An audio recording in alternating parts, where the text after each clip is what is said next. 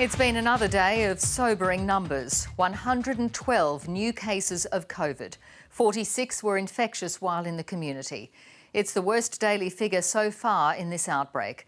Gladys Berejiklian says it's now almost impossible to end the lockdown on Friday. And she said there was another hard truth. Fairfield in southwest Sydney is now the epicentre of this health emergency. Let's go to Rani Hayman, who's in Fairfield. Rani, the Premier made an impassioned plea to people there today. As case numbers hit triple digits today, the Premier urged people to simply stay at home. Gladys Berejiklian said going out and about in the community could put your loved ones at risk. Look at the number of cars coming in to get themselves tested, which is really great news. Community leaders feel the message is being heard. I'm really glad that we're getting ourselves tested. But despite the region's response, the outbreak continues to grow. It was concerning for me because obviously there are larger family households out here. It's 4, 5, 6, 7, 8 members living in one household. So there's bound to be that transmission. The virus itself sent the message to the community loud and clear. Of the 112 new cases, 46 were in the community while infectious. 63 people are now receiving treatment in hospital. 18 are in intensive care. Most of those are in the Fairfield local government area, now ground zero for the COVID-19 response. I want to stress the vast majority of these cases are family members or very, very close contacts. Several cases of transmission at medical centres in Fairfield has authorities worried, with people from the region told not to leave their home even for work. If you need to attend work, get tested before you go to work, and you don't need to isolate, but if you can delay going to work until you've got a negative test, that's much preferred. The only measure that will work is to stay at home. Just stay at home. The vast majority of the new cases is in Sydney's southwest with 84. 16 cases have been recorded in the southeast. 12 new cases are from the western suburbs and the Nepean Blue Mountains health districts. In Sydney's east, where this outbreak first began, an apartment block has also fallen victim, with 8 cases confirmed from 5 separate households. And to the south, concerns are rife. Authorities say they've seen a reduction in people moving around in places like Fairfield, with streets and shopping malls deserted. But there's a blunt warning to those flouting the rules. This disease will continue to spread and have a tragic consequence for those that are most nearest and dearest to you, including your friends and closest family. A consequence no one wants to see. Rani Hayman, ABC News, Sydney. And Rani Hayman is still with us at a Fairfield testing site. Rani, is it busy there tonight? Juanita, we have seen cars filling up the testing clinic here at Fairfield Showground, which is a really good sign.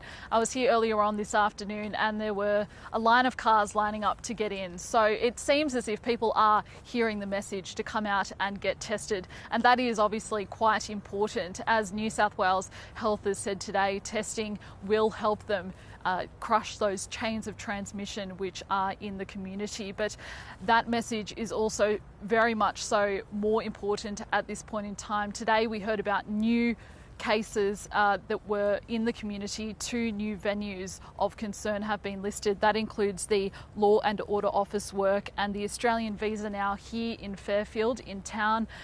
We did hear that there was a person who was at those 2 venues from last Monday right through to Friday, so 5 days in total, from 9:30 a.m. to 4:30 p.m. each day. So people who were at those venues at those particular times are being listed as close contacts. They are being urged to immediately self-isolate and get tested. Juanita?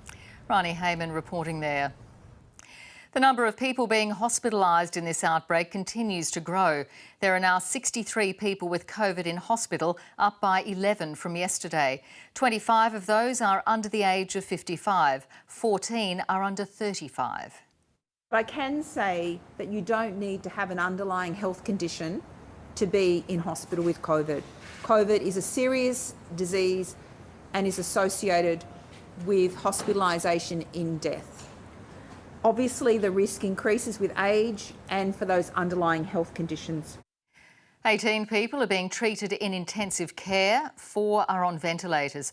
Of those in ICU, the youngest is in their 20s, 1 is in their 30s and 1 in their 40s. 5 are in their 50s, 6 in their 60s, 3 in their 70s and 1 in their 80s. In response to the escalating situation, the state government is changing its approach to vaccinations.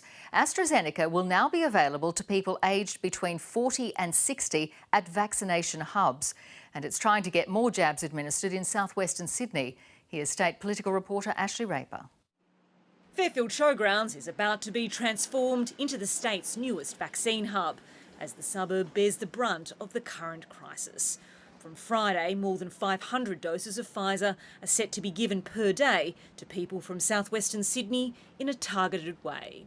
We will be prioritising vaccinations for aged care workers and teachers. There had been pressure for teachers to become a priority. It gives me a level of security and protection, knowing that I will be protected against this virus. New South Wales is making other changes to the vaccine rollout. It wants the second dose of AstraZeneca to be given within 6 to 8 weeks, and AstraZeneca will also now be available to people aged 40 and over at the state's vaccination centres without a doctor consult. Because we actually have COVID and the Delta strain circulating, it then means that your individual risk of acquiring the strain is very much different than it would have been a month or so ago. But the Premier is reminding people that the health advice hasn't changed. Please consider your own risk. Please consider your own health situation. Pharmacies too will be able to provide AstraZeneca to people in their 40s. The rollout is about to start in regional areas. Just looking at providing a service for our community and doing anything we can, filling up appointments very quickly at the moment. This is a strategy shift by the state government to get more vaccines in arms, but it doesn't solve the Pfizer supply issue. The Premier was directly asked today whether New South Wales had tried to go it alone and source vaccines. She hinted that it had, but ultimately left it to the federal government. I'll say that New South Wales government never leaves a stone unturned. I'll leave it at that. The government's expanded QR mandate has come into force. It's now compulsory for all workplaces and retail businesses to have the Service New South Wales check-in. Ashley Raper, ABC News, Sydney. And Ashley Raper is live for us tonight. Ashley, more financial support for businesses is on the way. Yes, Juanita, the federal and state government are finalising a package tonight. It's expected to include payments for businesses to help with cash flow. And New South Wales wants the money to mean that business owners keep their workers on the books during this lockdown. Last week, the state government pleaded with the Commonwealth for more business help, but in response, the Federal Treasurer publicly said that JobKeeper wouldn't be reinstated. So New South Wales was planning its own wage assistance program. Now, the federal government has obviously come to the table. It's also announced today that it's sending extra supplies to New South Wales. It'll provide 2 million extra masks as well as 250,000 gloves, gowns and goggles. And Juanita, this PPE is from the national stockpile and will go to frontline health workers. Ashley Raper reporting there. Victoria has closed its border with New South Wales, declaring the entire state a red zone. Towns and cities along the Murray River are once again divided, and it's prompting calls for a more generous border bubble to extend as far as 100 kilometres either side. I don't think regional New South Wales has done anything wrong. They should be considering roadblocks around Sydney. A lot easier to do than Melbourne. Checkpoints are in place at key points along the border. Well, it's now clear that remote learning is going to last longer than 4 days. Classes resume tomorrow. Parents, kids and schools did their best today to prepare for another period of virtual lessons. A different kind of drive-through at this Fairfield Catholic school as parents queued for packs to get lessons on track at home. Keep driving straight through. It's so hard for the mums with the essential work. I'm an essential worker. But we're trying our best, to keep the learning on. It's a balancing act, so we've decided to pick up some booklets instead of doing online learning because I'll need the laptop. I've got 4 kids at home, so it's really hard for me. Newborn, 3 kids at school. When kid at home, it's not like at school, he not really have enough attention. Essential supplies to keep remote learning running and COVID classrooms clean were being dropped off at public schools. Nearly 500,000 masks, 250,000 bottles of hand sanitizer and 130,000 bottles of hand soap. There'll also be an extra 7,000 laptops and 5,000 internet dongles after last year's remote learning exposed the digital divide where poorer families struggled to access equipment. Particularly for families in more disadvantaged areas, particularly for our senior students, they're the cohorts that we'll be focusing on supporting first. Schools will be open for the children of essential workers, but others will attend for different reasons. School is possibly the safest place for some of our students, particularly our most vulnerable. So we have offered supervision here at school for anybody who needs to access that. It's clear now that online learning will go beyond this week. We'll be making decisions within the next day or two and sharing with school communities what we see week 2 and onwards looking like. Most parents will do whatever it takes to get through it. Our main concern is to keep them safe right now. But everyone will be hoping an end is soon in sight. Sarah Gerrithy, ABC News, Sydney.